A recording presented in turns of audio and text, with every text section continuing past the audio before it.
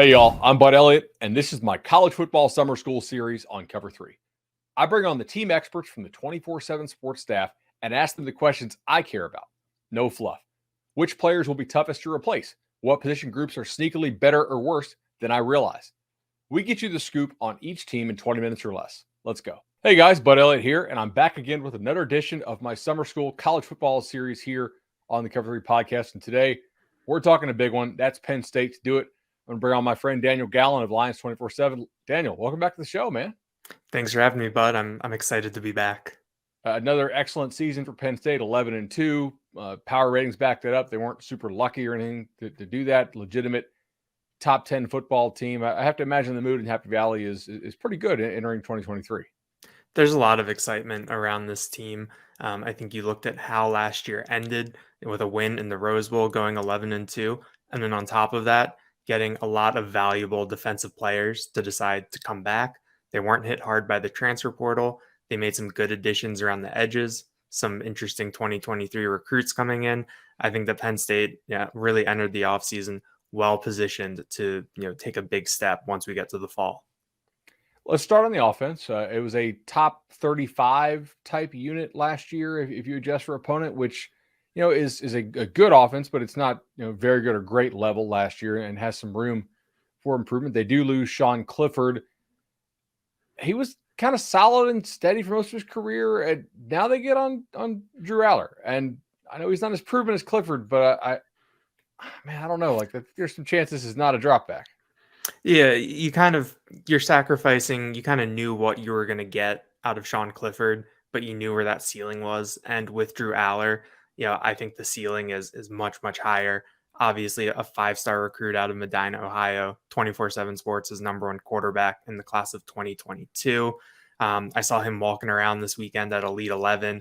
Just a very, very massive quarterback, a big body out there. We saw some things that he could do last year. There's a lot of buzz about his arm strength. I think when you look at Penn State and the positions where they can really take a step forward from last year, because there's a lot of guys coming back.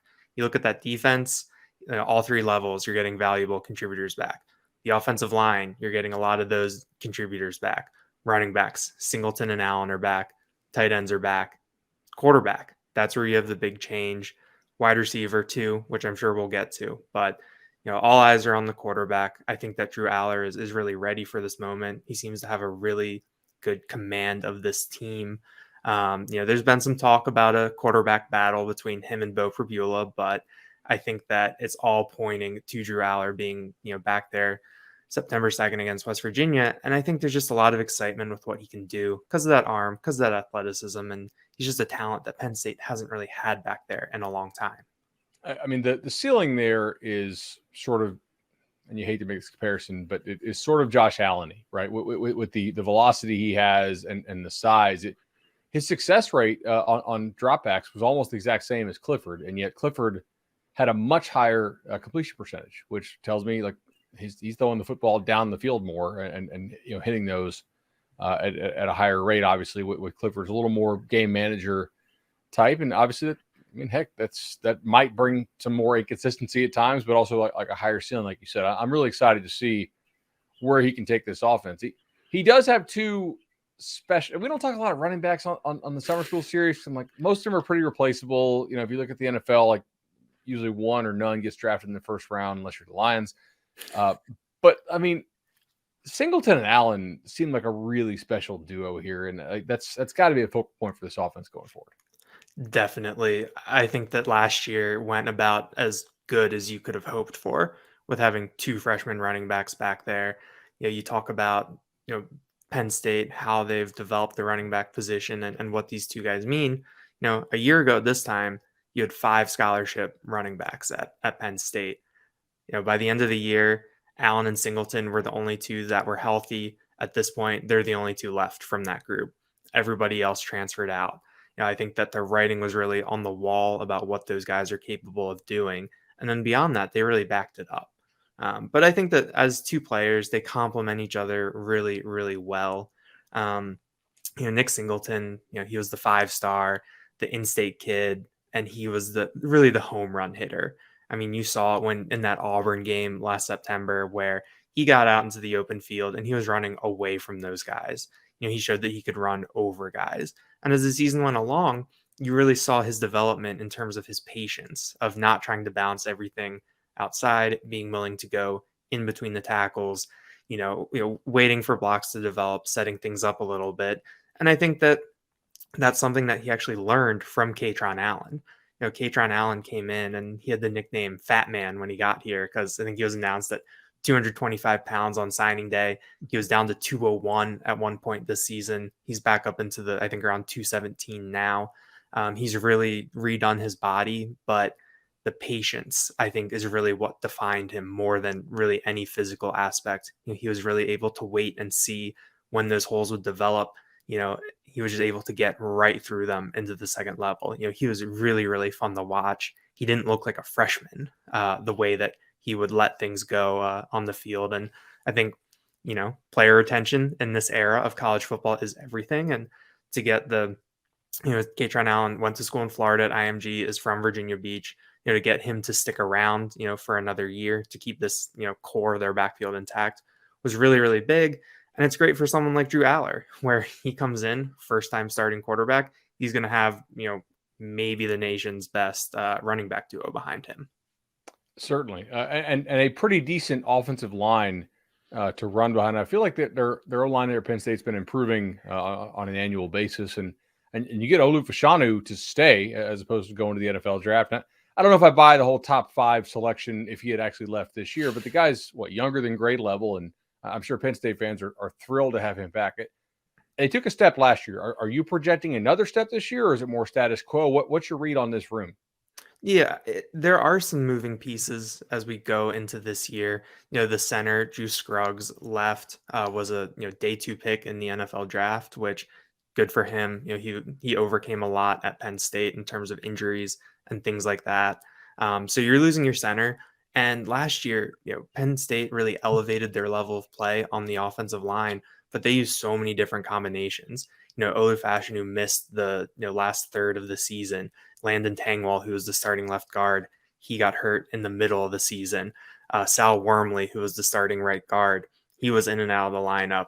At right tackle, Caden Wallace battled an injury, and Bryce Effner, who retired after last year, he stepped in and was really admirable. So Drew Scruggs was really the glue that held this offensive line together last year. And so, you're losing him. Hunter Norzad, who saw extensive time at left guard. He started his career at Cornell, transferred in, was a tackle in the Ivy League, is playing guard and now center in the Big Ten. Stereotypes, he's a very intelligent player in the middle, and I think they can think that he'll hold down center. I'm really excited to see what Landon Tangwall is able to do with a full year of health. He was a really big time recruit in the class of 2021. And then the wild card, I think, is really Drew Shelton. Drew Shelton was a 4-star recruit last year. They wanted to redshirt him. After Olu got hurt, he stepped in at left tackle, and as a true freshman, held that down through the end of the season into the Rose Bowl. He's kicking over to right tackle, where he's competing with Caden Wallace, but making that switch, it's tough for guys. Some guys it's really easy. Other guys have some issues, and it sounds like it's been a real learning experience for Drew Shelton. So what happens at right tackle, I think, is going to be really interesting, but I think that this line is positioned to take a step forward because all these guys have experience. They're all pretty proven, and behind them, they've really, really cultivated some depth. Makes sense to me. Which leaves receiver / tight end. The pass catching group here, if you have to circle an area that is the reason why this offense doesn't take a step forward, if for some reason it doesn't, it's got to be these guys. You lose Mitchell Tinsley and Parker Washington. That's 150 combined targets from last year, which is huge. And then Britton Strange, that was kind of an underrated player nationally, but the NFL certainly saw something in him. So they go to the transfer portal. They get Keandre Lambert-Smith back. You took Malik McLean, who is he going to be in the mix to start, you think? Or is he? We didn't hear too much about him through the spring. And there's pretty much everyone is almost in the mix for that third spot at receiver. Yeah, I thought he had some talent, but I mean, I know Florida State pretty well, and I don't think he was really going to be in the mix to start there. in Tallahassee this season. But Dante Cephas is the guy that got out of Kent State that I'm really intrigued by, but he wasn't in for spring. Is this basically like they need Cephas to come in and be their number one? They're in an interesting spot. Like I think Cephas is kind of the key to unlocking this receiver picture because he wasn't here for spring. He enrolled last week. They actually, right before we started recording, they officially announced his addition to the roster. He's a Pittsburgh kid, played with Daquan Hardy, one of the cornerbacks. He's very known very well in the program. But I think if Cephas can come in and be a top tier receiver, I think that really elevates them. James Franklin said that they really only had two proven guys through the season. Keandre Lambert-Smith, who I think in the Rose Bowl might have had a bit of a coming out party as to the type of receiver he can be. And then Harrison Wallace III, Trey Wallace. He's a kid from Alabama. He's going to be a redshirt sophomore. Franklin singled him out, where it was Lambert-Smith, Wallace, everybody else. Omari Evans, who's going into a sophomore year, I think made a move to be that third guy.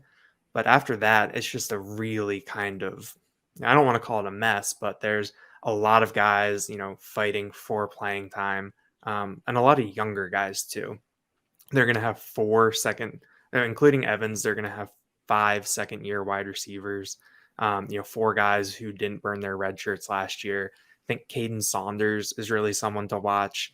The old wide receivers coach, Taylor Stubblefield, was pretty honest with us that Saunders came to campus and was out of shape when he enrolled early and through his freshman year. And Caden Saunders has readily admitted that to us too, that he wasn't really ready for what this was going to be. But he's felt like that he has taken those steps. And I think that he is someone who can be a big time guy.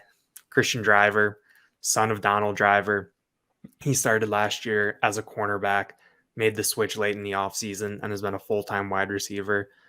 How close is he? And then you have 2 other redshirt freshmen in Anthony Ivy and Tyler Johnson who didn't play last year. Those are 2 other guys. And then you've got Liam Clifford, Sean Clifford's younger brother. I think he's going to be a third-year guy that, provides a little bit of size to that room. And then Malik Mega is another fourth-year guy. He's a converted soccer player. He's from Canada, very new to the game, lots of raw athletic skills, but he ended up mostly finding a role on special teams last year. So, this is what Dante Cephas is walking into.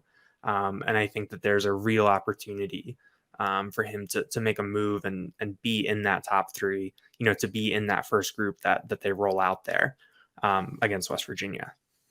Obviously, if you guys have followed in the North Carolina spring game, which I'm sure a lot of Penn State listeners have not, because why would they? It's a different league. But the receiver from Kent State that UNC took had an awesome spring. So it would seem to suggest it's not just the system that they were running there at Kent. Those guys have some real talent. I think Georgia would back that up too, since they played them in the non-conference last year. True or false, if you gave James Franklin the truth serum and he could take it, lock it in today, he would take a guarantee that he has a top half receiver unit and tight end unit in the Big Ten. True. Okay. And I think a lot of that goes back to the tight ends. Franklin has been very vocal about what he thinks about that room. Georgia fans disagree. They've let me know about that on Twitter. But I think that the ceiling for this tight ends room is really, really high. And, the way that James Franklin has talked about it is that if they think their number 2 tight end is better than their number 3 wide receiver, then they're going to, switch things around. I'm really excited about Theo Johnson, 6'6", 260 pounds. He came on really, really strong. A lot of people, we were asking him at the Rose Bowl if he was going to declare for the NFL draft and, or if he'd been thinking about it. And, a lot of people were like, why are you asking that? He was the backup this year. It was Brenton Strange was the starter. Why was the number 2, tight end thinking about this? But, you look at him, he's someone who is going to test really, really well at the combine. And, he was just a playmaker and a game breaker down the stretch. And so there's a lot of excitement about that tight end room. Tyler Warren has done a lot of different things. And then you've got a lot of young guys. Khalil Dinkins is going into his 3rd year. Jerry Cross is going into his 2nd year. And then the one freshman that I would really single out Andrew Rappelier, tight end from New England. I think that he is someone when he arrives this summer that could force his way into that conversation. He's pretty freaky. I know Andrew Ivins and I were on the signing day show. We were just kind of let's just remember some dudes style segment, right? Just like guys that pop in our head that we liked from the cycle, and I really like what we saw from him from an athletic standpoint. I think this is intriguing, dude. With maybe like some more two back sets, more two tight end sets, a little more smash mouth. If you do have some questions about tackle, that helps you kind of protect one of those tackles. You can play some twin tight end open type stuff. That really creates some problems. And at least with this schedule, you can sort of ease into it in the first 3 games before you have to play a defense that should give you or will generally give most teams some trouble when Iowa comes to Happy Valley. Although they don't score, it doesn't necessarily matter all that much, right? And then you get Northwestern, UMass. I mean, there's a legitimate chance this team starts out at 6-0 when the trip to Ohio State October 21st comes up. And the offense will need some time to adjust and to gel with the new quarterback and some of the new pieces. Defensively, though, unless you talk me out of this, I think I'm all in, man. I mean, you lose PJ Mustipher and nobody else of consequence on the defensive line. It was already pretty good, and you get some guys back who were injured or out last year, right? Like this has got to be exciting to cover these guys. Yeah, it's going to be a lot of fun, especially seeing what some of these defensive ends can do. I think Adisa Isaac and Chop Robinson, I think, are both guys to keep an eye on this year, and how they take leaps from last year for different reasons. Adisa Isaac missed the 2021 season because of a torn Achilles. So he came back last year, was very honest, that he was, I forget how far through the season we were, but he was like, yeah, I'm only 80%, 85% right now. And didn't look it, he still looked like himself, but that was something that he was really, really working through. And then Chop Robinson, who surprised me by how many mock drafts that he snuck into the first round of, early, right after the NFL draft, that he is someone who is getting labeled as a potential first round pick for next year. And he's coming off of, and he's going through his first full off season as a defensive end. He played outside linebacker at Maryland as a freshman, transferred in, didn't get to campus until last summer, and then was going through things as a defensive end. He's going to have the full, off season as a 4-3D end. And I think that that's something that, is going to be really beneficial for him. And then there's Denai Dennis Sutton, who, is just enormous. He was a star from the spring game. And I think that he is someone who is going to be really, really poised to be a breakout this year. Former 5-star recruit from McDonough and Owings Mills, which has been very, very kind to Penn State in recent years. I think that Dennis Sutton is someone that a lot of people are going to get to know over the course of this season. Interior defensive line. Look, Akeem Beamon is sort of a hybrid type build, right? Unless he's gotten a lot bigger. I mean, 270, I think, is what they listed him at. Devon Ellis, is it Ellis or Ellis? Elise. Okay. Option number 3. do they have like a big time difference maker in the middle? Like is it Beamon to your eye, or is it like just a more of a decent group? I'm trying to kind of just gauge where they are on like the national scale. Yeah, I think that when you look at the defense as a whole, you could maybe pinpoint a weakness as the interior defensive line. There's not another PJ Mustipher on the roster, but there aren't many PJ Mustipers in college football. That's just kind of how it goes. They have a redshirt freshman named Caleb Artis, who is the biggest defensive tackle on the roster, 6'4", 315. But you don't necessarily know how ready, he is to take things on. So I think you're looking at some sort of rotation with Devon Elise, Hakeem Beamon, Keziah Izzard, Zane Durant is someone that there is a lot of excitement about. He's twitchy, man. Like, yeah. I know he's kind of short armed, but like he is twitchy. Like he's an Orlando kid. I got to see him a lot. Like, yeah, he's gonna play. Yeah. I mean, like the rule of thumb that I usually use is that if you're a freshman and you're playing either defensive line and offensive line, and they greenlight you from the jump, which Zane Durant was I think he played in every game last year. It was clear that he was going to play. You know, I really take that seriously, and I take that as a real compliment to your ability. So I think that he's someone that could have a big year. This was an area that they addressed in the transfer portal, though. Alonzo Ford played a couple years at Old Dominion. He's on the younger side, so he can still develop. Obviously, he's making a pretty big leap in competition. So, you'll see where he's at in terms of, going from CUSA to Big Ten and what that actually means. How ready is he to contribute? But at the same time, you have him for a couple years, so you don't need to, thrust him into action before he's ready. So they have a lot of bodies on the interior of the defensive line. How exactly that pecking order shakes out, I'm not too sure yet. I think that it's pretty safe to say that the top four will be Elise, Beeman, Izzard, and Durant. That's pretty much what we've seen. I think that Caleb Artis is a little bit of a wild card in terms of the size. But you go through the roster or you go through the schedule, and the Michigan game is really the only one that stands out in terms of the smash mouth, the size versus size. We saw that last year. And afterwards, James Franklin was talking about how they needed to get bigger, which is something that has come up here and there with him. But I think that it's a solid group. Maybe for power ranking, every subset of groups on the defense, they're near the bottom, but I think they can be solid. Makes sense to me. Linebacker, just pure studs across the board, right? Jacobs, Abdul Carter. I'm not saying there isn't a better one out there, but there's not many better tandems out there in college football. I don't think that's certainly not a concern. Is there anybody else we need to know at linebacker other than those two? I mean, I think that you got to give at least some lip service to the middle linebackers, Tyler Elsdon and Kobe King. They split time in their last season, and I think that those are two guys that are just very solid. They know what they're supposed to do. They're not necessarily the athletic freaks that you get with Curtis Jacobs and Abdul Carter.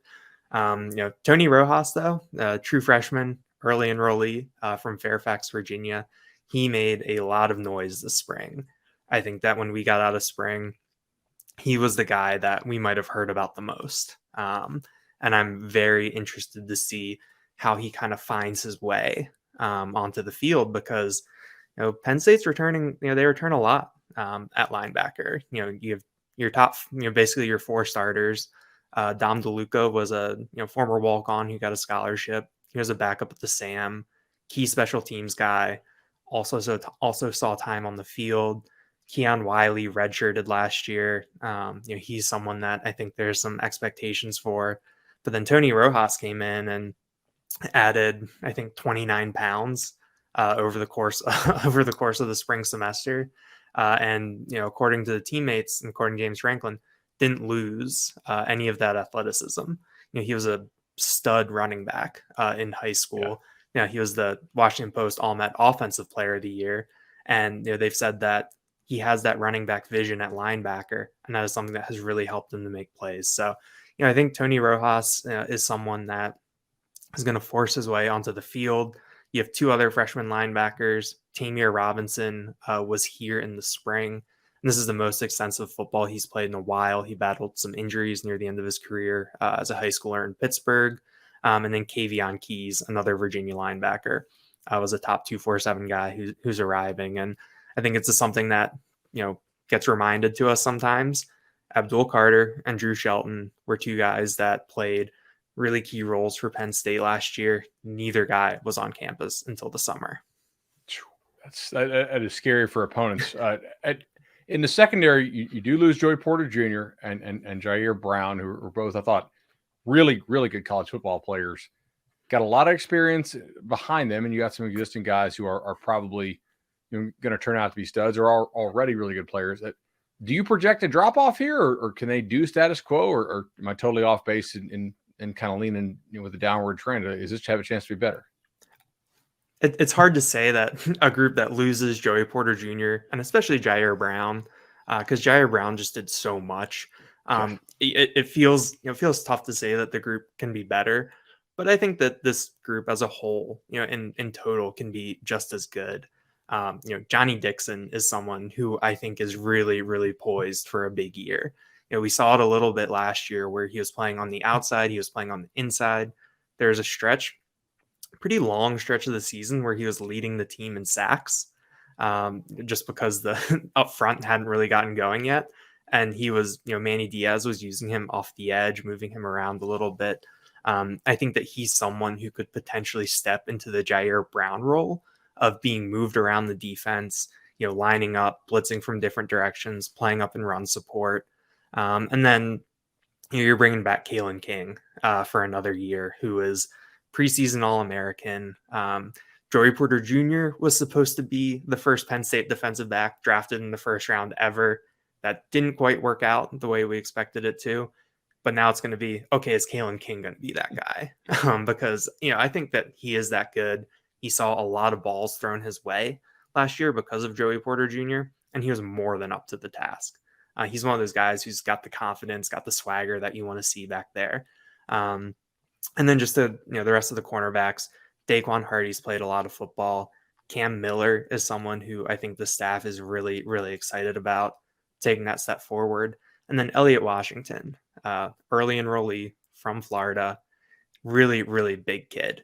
His size, I think, really stood out to me as something that they don't really have in that room. Big physical corner. I think he's someone who can really make an impact with that corner group.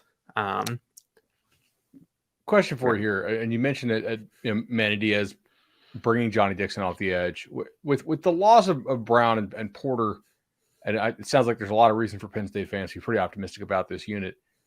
They were still, I don't have their pressure rate right in front of me, but I guess it's my show, so I can kind of just look this up right now.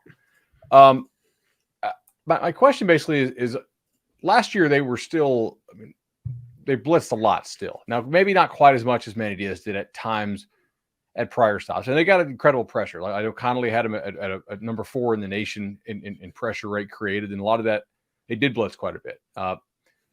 Is there any chance that we see more of a tame Manny Diaz or Manny Diaz that plays more coverage here with just the expectation of the pass rush that Penn State's going to have from the front 4? I mean, I think if you have someone like Abdul Carter, if you have someone like Curtis Jacobs, if you have someone like Johnny Dixon, guys who are already good at those things, good at blitzing, I think that we can see more of the same of what we saw last year. I mean, there are times last year where, Abdul Carter just off the edge was just heat-seeking missile. Yeah. There's Jair Brown had a long fumble return in the Rutgers game where, Curtis Jacobs was at the quarterback basically the same time the snap got there. Like these guys, turn them loose. I think that a lot of Penn State fans were really, waiting a long time to see what we saw last year after so long with Brent Pry. A little bit more of a conservative, kind of knew what you were going to get. I think Manny Diaz brought a lot of creativity, not just in terms of the blitzing, but with the personnel. Under Brent Pry, a lot of it was you play Will linebacker, you play Mike linebacker, you play Sam linebacker, and those, that's your role. Last year, they moved Curtis Jacobs from Will to Sam to get Abdul Carter onto the field. They, used a formation where they're taking the Mike off the field to keep Jacobs and Carter out there together. They're playing 4 safeties at a time in certain formations. And I think the safety room is deep enough to do that again this year. Like there's a lot of different guys on this defense, and I really applaud Manny Diaz for his flexibility in getting them out there. And I think that's something that has really brought a lot to this defense. They were weirdly terrible in both kick return and punt return last year. Probably the worst return unit in the entire Power 5 if you put kick return and punt return together. Has James Franklin talked about this at all? It just seems weird that a team with the athletes that Penn State has would not be a little bit better in the return game. It came up a little bit this spring in terms of different guys that they're trying back there.